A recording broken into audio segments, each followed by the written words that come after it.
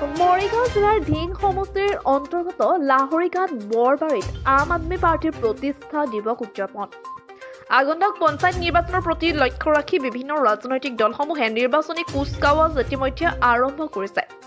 পিছ পৰি থকা নাই অৰবিন্দ কেজৰিৱাল নেতৃত্বাধীন আম আদমি পাৰ্টিও। আজি AIUDFৰ দুৰ্গ খ্যাত ঢিঙৰ বৰবাৰী বজাৰত এক বিশাল আয়োজনৰ প্ৰতিষ্ঠা দিৱস উদযাপন কৰে।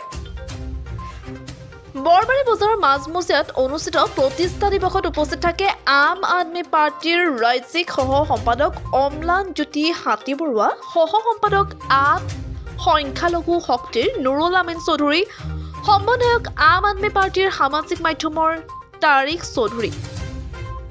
আনহাতে অনুষ্ঠিত সভাখনত আয়োজনৰ উদ্যোক্তা হিচাপে উপস্থিত থাকে আম আদমি পাৰ্টিৰ সংখ্যালঘু শক্তিৰ ৰাজ্যিক সম্পাদক আবুল হুছেইন আৰু সভাপতিত্ব কৰে খৰমান খণ্ডকাৰ আহমেদে।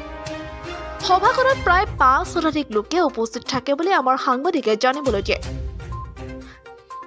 চাওকে প্ৰতিবেদন মৰিগাঁৱৰ পৰা খাইৰুল ইছলামৰ ৰিপৰ্ট BBC বগুড়িবাৰী লাইভ।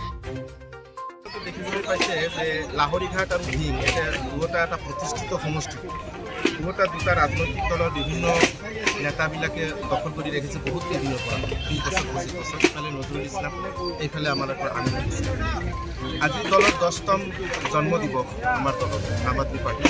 এই দিৱসত এই অঞ্চলৰ মানুহে আম আদমি পাৰ্টিৰ হেড অফিচৰ লগত যোগাযোগ কৰি আজি এই দলটোৰ জন্ম দিৱসতে ঢিং আৰু লাহৰীঘাটৰ দলটোক নতুনকৈ জন্মৰ শক্তিশালী ৰূপে যাতে পদক্ষেপ ল'ব পাৰে তাৰ বাবে তেওঁলোকে আহ্বান কৰিছে।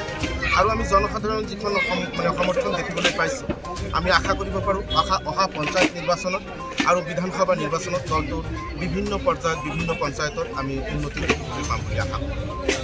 যিহেতু এইটো AIUDF দলৰ ভেটি বুলি ক'ব পাৰি, আজি আপোনালোকৰ সভাখনৰ যোগেদি কি ক'ব বিচাৰিব? আগন্তুক নিৰ্বাচনত কি পদক্ষেপ ল'ব?